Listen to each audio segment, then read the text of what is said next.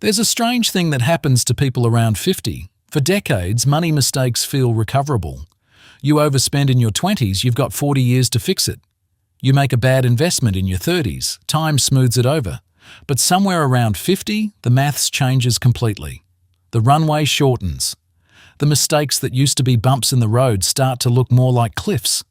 And the frustrating part is that most people don't realize they've made one of these mistakes until years later, when it's too late to undo. So today, I want to walk through the money mistakes that do the most damage specifically after 50. Not the small stuff, the ones that can quietly derail an entire retirement. Let's start with the big one, staying too conservative, too early. This sounds backwards because everything you've ever been told says the opposite. Get more conservative as you age, move into bonds and cash. Protect what you've built. And there's truth in that, eventually. But a huge number of Australians in their early 50s panic shift their super into conservative or cash options the moment they start thinking seriously about retirement, sometimes 15 or even 20 years before they'll actually need to draw down a cent. Here's the problem. If you're 52 and you're not retiring until 67, you still have a 15-year investment horizon, and statistically, you'll likely live another 30 to 35 years after that. Moving to cash at 52 doesn't protect you. It guarantees your money grows slower for the next decade and a half, right when compounding should be doing its heaviest lifting. A $400,000 balance sitting in a growth option averaging 7.5% versus a conservative option averaging 4% over 15 years. That's the difference between roughly $1.19 million and $720,000. That's nearly $500,000 lost to fear dressed up as prudence. The fix isn't to ignore risk. It's to understand that your investment horizon at 50 isn't 5 years. It's potentially 40. The second mistake, and this one is everywhere, is underestimating how long retirement actually lasts. A lot of people mentally model retirement as a short, gentle decline. Work until 65, relax for a decade or so, and that's that. But the average Australian woman turning 65 today has a life expectancy into her late 80s. Plenty live into their 90s. If you retire at 60, you could be funding 30 to 35 years of life without a salary. That's not a victory lap. That's a second working age length chunk of life that needs to be fully funded. And most people's super and saving strategies are built around a much shorter runway than reality demands. This mistake compounds with the third one, drawing down too aggressively in the early years of retirement. The first 5 to 10 years of retirement are when people travel, renovate, help kids with deposits, and generally spend at the highest rate they will at any point in retirement. That's natural, but it's also dangerous if it's not modeled properly because of something called sequence of returns risk. If the market drops 25 or 30% in the first 2 or 3 years you're retired and you're withdrawing a fixed amount during that downturn, you lock in losses you can never recover from. A portfolio that would have lasted 35 years under normal conditions can run dry in 20 if the early sequence is bad enough. The fix is having a cash buffer, typically 12 to 24 months of living expenses sitting outside the share market, so a downturn doesn't force you to sell at the worst possible moment. The fourth mistake is one of the most common and one of the most expensive: paying off the mortgage before maximizing super contributions. This feels intuitively right. Debt is scary.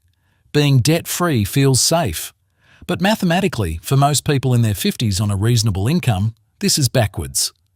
Concessional super contributions are taxed at just 15% going in, compared to your marginal tax rate, which could be 32, 37, or even 45% outside super.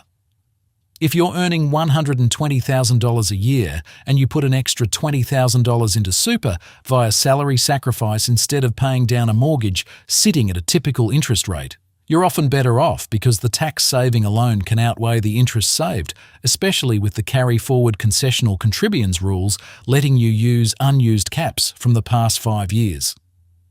This isn't true for everyone. It depends on your mortgage rate, your tax bracket, and your risk tolerance, but it's a calculation almost nobody does before defaulting to pay off the house first.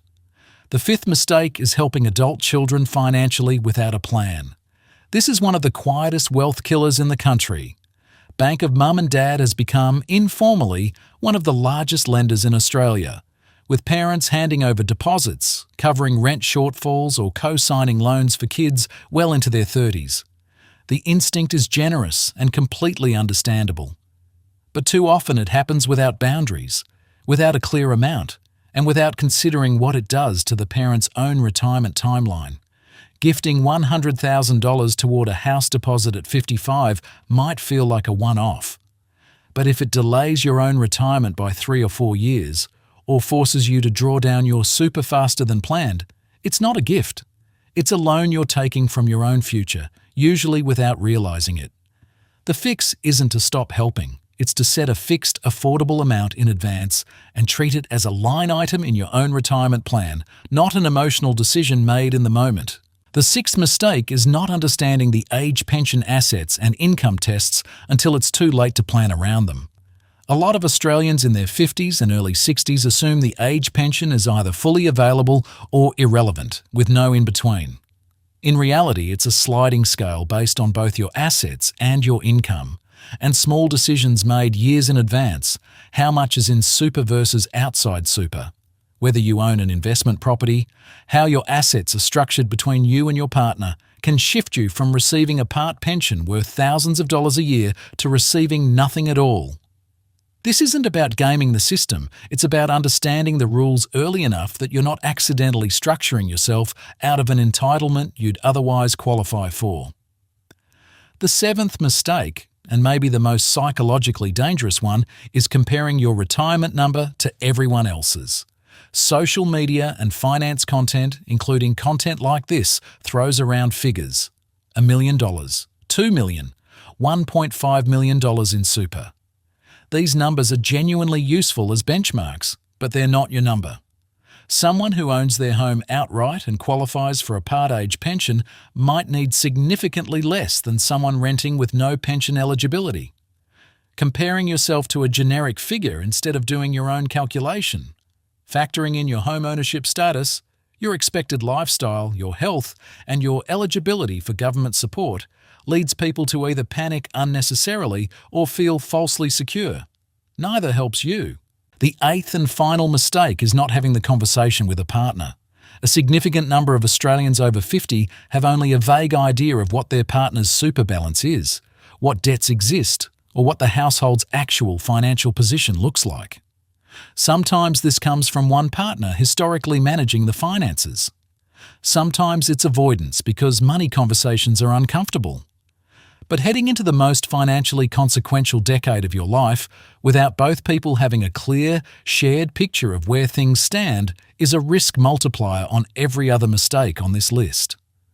The households who navigate this decade well are almost always the ones having regular, honest conversations about the numbers, not just assuming everything will work out. So what does avoiding all of this actually look like in practice? It looks like keeping a meaningful growth allocation in your super well into your 50s because your time horizon is longer than it feels. It looks like modelling a 30-plus year retirement, not a 15-year one.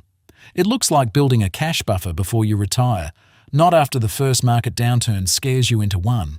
It looks like running the actual numbers on super contributions versus mortgage repayments instead of defaulting to whichever feels emotionally safer. It looks like helping your kids within limits you've decided on in advance, not limits you discover after the fact. It looks like understanding the age pension tests years before you need them. It looks like calculating your own number instead of borrowing someone else's. And it looks like sitting down with your partner and actually looking at the full picture together. None of these fixes are complicated. Most of them cost nothing except a few hours of honest planning. But the cost of not doing them, compounding silently over a decade, is often the difference between a retirement that works and one that quietly falls short right when there's no time left to fix it. If this gave you something to think about, hit subscribe and turn on notifications. Next video, I'm going to walk through exactly how to build a cash buffer strategy heading into retirement so a market downturn never forces your hand. See you there.